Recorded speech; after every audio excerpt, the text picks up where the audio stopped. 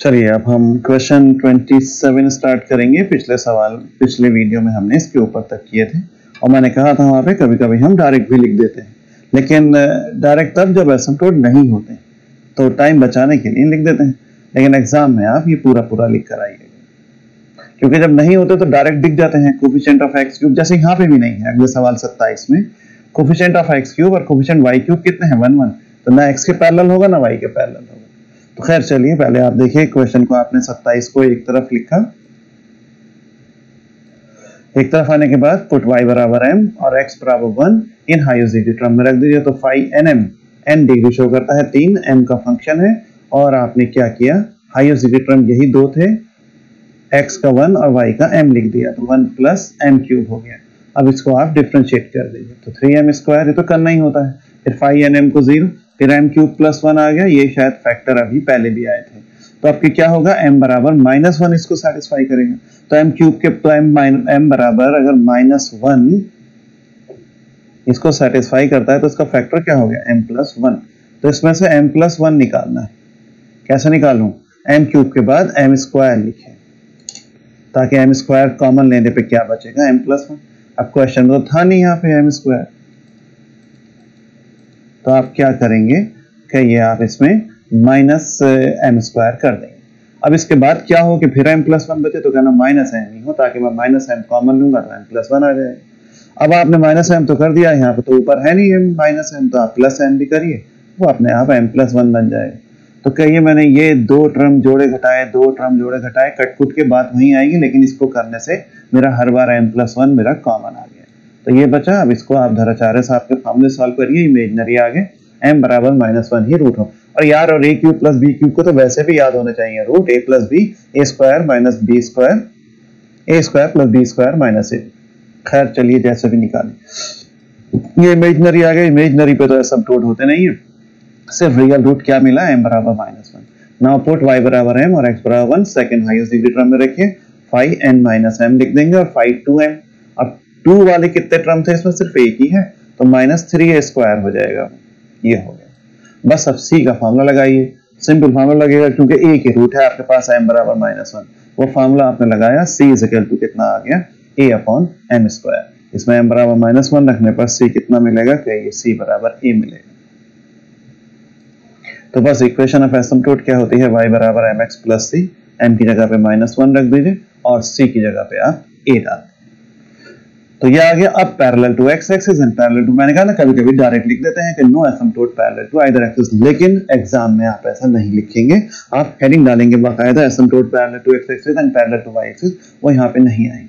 बस एक ही एसिम्प्टोट आया जो आपने ये निकाल लिया था,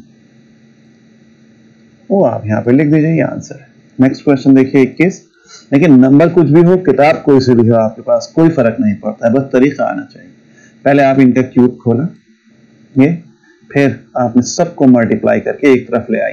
लाते टाइम ये ध्यान रखना, पहले सबसे बड़ी पावर लिखेगी, फिर उससे छोटी, फिर उससे छोटी, फिर कांस्टेंट, फिर कांस्टेंट। ये जो मैंने अंडरलाइन करे ये वाले, ये सब 4 डिग्री के हैं, आप जोड़ लीजिए। तो पुट y बराबर m और x बराबर 4 डिग्री का है ना, तो इसमें मैक्सिमम 4 एसिम्प्टोट हो सकते हैं या उससे कम। पुट y बराबर m और x बराबर 1 हाईएस्ट डिग्री टर्म में रख देंगे। तो हाईएस्ट डिग्री 4 डिग्री की है तो y 4m, फाई nm से शो करते हैं, n यहाँ पे डिग्री होता है। पहले टर्म में y को m, x को 1, तो m मिलेगा, फिर यहाँ पे m4 मिलेगा, फिर यहाँ पे -3m स्क्वायर। अरे यार ये भी तो 4 डिग्री का है, तो यहाँ तक लेके आइए, ये 3m स्क्वायर। इसको डिफरेंशिएट कर दीजिए, ये आएगा। अब इसके फैक्टर करने हैं इक्वेशन 2 के। ये आपने इसको यहाँ पे 0 के बराबर लिख दिया, फिर माइनस से मल्टीप्लाई करके ऐसे लिखा, m कॉमन ले लिया।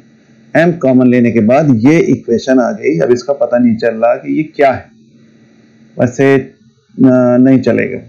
तो आप क्या करेंगे, आप इसमें देखिए ना m बराबर क्या सेटिस्फाई कर रहा है, कि ये इसमें m बराबर हमारा 1 रखने पे सेटिस्फाई हो रहा है, क्योंकि इसमें रखूं 1 और यहाँ तो 3 और 1 4, और ये -3 और -1 -4, 0 हो जाएगा।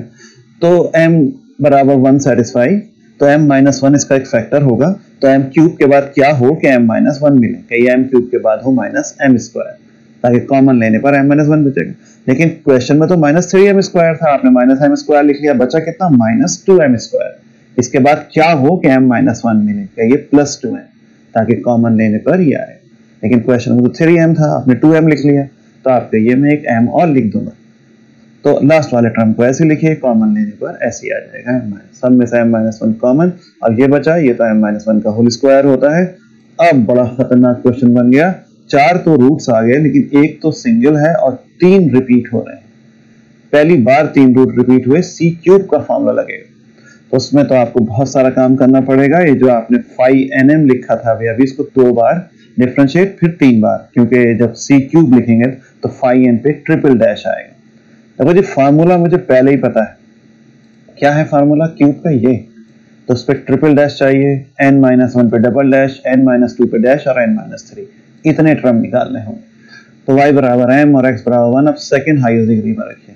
अब सेकंड हाईएस्ट का मतलब हो गया n-1 3 डिग्री का, तो 3 डिग्री के कितने टर्म कहना, एक भी नहीं है इसमें, क्योंकि क्वेश्चन में आपने देखा ये सब 3 डिग्री वाले हैं यहाँ से पूरे बॉक्स में, और फिर 2 डिग्री वाले हैं, तो 3 वाला तो मिला ही नहीं, तो इसलिए ये दोनों जीरो, दोनों क्या, ये जीरो, डिफरेंशिएशन भी जीरो और डबल डिफरेंशिएशन भी जीरो। उसके बाद y बराबर m और x बराबर 1। थर्ड का मतलब हो गया, पहले हाईएस्ट था, फिर सेकंड हाईएस्ट n-1 किया, थर्ड वाला उससे एक कम, तो 2 वाला रह जाएगा। तो 2 वाला तो टर्म है, मैं देख के आया हूं कि ये है, ये 2 टर्म है। y बराबर m डाल दीजिए और x बराबर इसमें 1 डाल दीजिए। तो डाल दिया यहाँ पे वैल्यूज, और वैल्यू सब्स्टिट्यूट करने पर कितनी आई, m² - 1। इसको एक बार डिफरेंशिएट कर दीजिए, इसको इक्वेशन 7 डाल दीजिए। फिर y बराबर m और x बराबर 1। फोर्थ हाईएस्ट, अरे यार पहले 4 था, फिर 3 हुआ, फिर 2 हुआ, और अब 1 डिग्री वाले, तो 1 डिग्री के कितने हैं फिर से ढूंढते हैं कि ये एक भी नहीं है, 2 तो कांस्टेंट टर्म है, तो कहिए इसलिए यहाँ पे कितना हो जाएगा, 1 डिग्री वाला 0 हो जाएगा। तो बस अब आप क्या करेंगे, कहिए पहले तो जस्ट अ मिनट, पहले तो आप जो 0 सिंगल टर्म था उसके लिए c का ये फॉर्मूला लगाएंगे सिंपल वाला, उसमें phi-n डैश m की वैल्यू ऊपर से और phi-n-1 की डालेंगे, c 0 आ गया। तो m तो सिंगल 0 था, मतलब नॉन रिपीटेड था, तो उस पे c 0 आ गया। तो इसके लिए इक्वेशन ऑफ एसिम्पटोट y बराबर mx प्लस c इतनी आ गई। अब क्यूब वाला लाइए फॉर्मूला, इतना बड़ा, phi-n ट्रिपल डैश m की वैल्यू पीछे से डबल डैश की ये वाली और phi-n-3, ये डाल के थोड़ा सा सॉल्व कर लीजिए। एक c कॉमन आ गया है यहाँ पे और एक c² की इक्वेशन आ गई, इसमें m बराबर 1 डाल दीजिए तो ये मिलेगा। इससे आ गया c बराबर 0 और ±1, तो m बराबर 1 पे 3 आ गए c, तो m बराबर तो 1 है ही, तो यहाँ पे भी देखिए ये 1 है, 1 इंटू, और यहाँ पे 1 इंटू है, m यहाँ पे 0, वो सॉरी c यहाँ पे 0 और c ±1। तो भैया 3 एसिम्पटोट याद। अब पैरेलल टू x और parallel to y axis, parallel to x axis ढूंढेंगे पहले। तो गिवन क्वेश्चन में चलिए x की हाईएस्ट पावर का कोएफिशिएंट कितना है, कहिए y, तो y बराबर मैं इसमें 0 कर दूंगा, तो मैंने साहब यहाँ पे y 0 कर दिया। अब पैरेलल टू y एक्सिस में equating to 0 the coefficient of highest power of y। तो चलिए फिर से गिवन क्वेश्चन को घूरते हैं, उसमें y की हाईएस्ट पावर y4 ये है, इसका गुणांक कितना है -1, तो उससे भी कोई इक्वेशन नहीं बनती, ये नॉट पॉसिबल। तो no asymptote parallel to y axis. तो आपके आए कौन से एसिम्पटोट, कहिए साहब 2 तो 3 तो ये ऊपर लिखे हुए हैं, एक ही आया था, एक कहाँ आया था, ये y बराबर इक्वेशन a में आया था, एक b में आए हैं 3, बस यही आपने यहाँ पे दोबारा लिखा। बहुत बड़ा क्वेश्चन था, बहुत सही से आराम से करना बैठ के। चलिए 35 और करते हैं। यह है एक बड़ा सा क्वेश्चन है ये भी, इसमें पुट y बराबर m और x बराबर 1 हाईएस्ट डिग्री टर्म में डाल दीजिए। तो phi-nm, phi-4m हाईएस्ट डिग्री ये है 4, भाई यही तो टर्म है, तो m² हो जाएगा। तो साहब इसको डिफरेंशिएट करिए, 2m हो जाएगा, इसको 0 करने पे 2 रूट रिपीट हो गया, आप समझ गए कि c² का फॉर्मूला लगेगा। तो phi-n डबल डैश तो उसमें चाहिए, तो आपने निकाल दिया। फिर आप सेकंड में डालिए, तो हाईएस्ट 4 था, तो 3 वाले में 3 का तो कोई है नहीं, तो 2 वाले, तो साहब 3 वाला तो है नहीं, 0, डिफरेंशिएशन भी 0। फिर उससे एक कम में और डालिए n-2 2 डिग्री वाले, तो 2 डिग्री वाले इसमें ये, तो -a² के साथ ये आ जाएगा। बस c² की इक्वेशन लिखिए, इसमें तीनों वैल्यूज इसकी पीछे से यहाँ पे सब्स्टिट्यूट कर दें। c² इतना आ गया, m बराबर 0 रखने पर c बराबर कितना हो गया, कहिए ±a हो गया। सो इक्वेशन ऑफ एसिम्पटोट्स जो है y बराबर mx प्लस सी होता है, m बराबर इसमें आपने 0 डाला, c की वैल्यू प्लस माइनस a आ गई, तो y बराबर कितना हो गया, y बराबर प्लस माइनस a हो गया। बिल्कुल बढ़िया।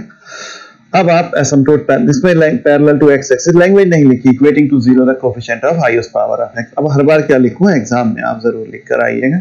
अब गिवन क्वेश्चन में y की हाईएस्ट पावर, कलर अगर बदल दूं तो ये वाई स्क्वायर एक जगह पे नहीं दो जगह पे, कॉमन लेंगे तो एक्स स्क्वायर माइनस ए स्क्वायर, तो ये क्या हो जाएगा, वो y की पावर देखने पर sorry parallel to x axis पहले था, तो x एक्सिस है तो x की हाईएस्ट पावर, कलर बदल के लिख देता हूं, x की हाईएस्ट पावर ये है और x की हाईएस्ट पावर ये है, कॉमन लीजिए तो y स्क्वायर माइनस ए स्क्वायर आएगा, तो ये आ गया, इससे दो एसिम्प्टोट आपके ये आ गए। अब आप देखिए पैरेलल टू y एक्सिस, तो y की हाईएस्ट पावर हम पहले ढूंढ चुके हैं ग्रीन कलर में, तो उसके कोफिशिएंट आएंगे गुणांक x स्क्वायर माइनस ए स्क्वायर, तो दो एसिम्प्टोट लिया, तो दो आए a से, दो आए b में, दो आए c में, तो कॉमन जो है y बराबर प्लस माइनस ए और x बराबर प्लस माइनस ए, यही रिक्वायर्ड एसिम्प्टोट हो।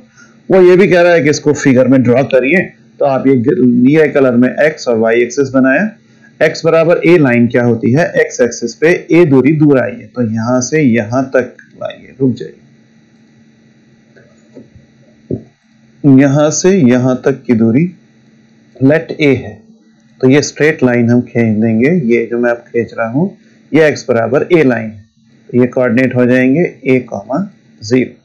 अरे x बराबर a लाइन y एक्सिस के पैरेलल बनती है, और x बराबर माइनस a लाइन भी y के पैरेलल, बस वो माइनस a दूरी पे बनेगी, तो इसके कोऑर्डिनेट यहाँ पे माइनस a, 0। और इसी प्रकार y बराबर a वो x के पैरेलल बनती है, तो ये है लाइन y बराबर a, और नीचे की लाइन y बराबर माइनस a, जो नीचे माइनस a दूरी पे होगी। ये दूरियां हैं सब a ही, लेकिन ओरिजिन के नीचे है तो वो नेगेटिव कहलाएगी, ऊपर वाली पॉजिटिव कहलाएगी। ये भी a दूरी, ये भी दूरी a, और इसके ऊपर भी है, तो ये a कोऑर्डिनेट कितना हो गया, a, और d कोऑर्डिनेट भी a, लेकिन ये माइनस है, और इसी प्रकार b और c कोऑर्डिनेट। अब इसको प्रूव ये करना था क्वेश्चन, अगर आपने पढ़ा होगा ये स्क्वायर है, तो आप डिस्टेंस फार्मूले से वैल्यू निकालिए, a b c और a b c d d a ये चारों बराबर आएंगे, और साथ में इनके डायगोनल भी बराबर होने चाहिए, a c और b। शायद निकाले हो हमने, हाँ निकाले। दो पॉइंट के बीच का फार्मूला ये होता है, पहले आप a b डिस्टेंस निकालिए, दो पॉइंट के बीच का फार्मूला a और b के, और इसी प्रकार बाकी तीनों का भी सब 2a आएगा, डायगोनल भी निकालिए ए सी और बी डी, वो भी आपस में बराबर आएंगे। तो इस प्रकार आप कह दीजिए कि ये जो ए बी सी डी है स्क्वायर, देखिए स्क्वायर बोलना कह तो दिया स्क्वायर है, लेकिन इतना आसान नहीं होता है स्क्वायर भी प्रूफ करना, चारों साइड तो बराबर होनी चाहिए, साथ में डायगोनल भी बराबर होने चाहिए, वरना रोम्बस हो जाता है। इसके बारे में फिर कभी बात करेंगे, फिलहाल चारों साइड्स बराबर, और ऐसे नहीं कि देखने में बराबर लग रही है, चारों कोऑर्डिनेट निकाल के ए बी सी डी, ये चारों ए बी सी डी, और फिर इनके डिस्टेंस निकालिए और डायगोनल भी निकालिए, तब कहीं जाके ये स्क्वायर प्रूफ होगा। अगर डिस्टेंस चारों बराबर है, कहीं हाँ ये भी और ए भी सब बराबर, डायगोनल भी बराबर हैं दोनों, ये जो आया और ये जो आया, ये सब आपस में बराबर है, तो बस इसलिए आप कह दीजिए कि ये स्क्वायर बने। ओके।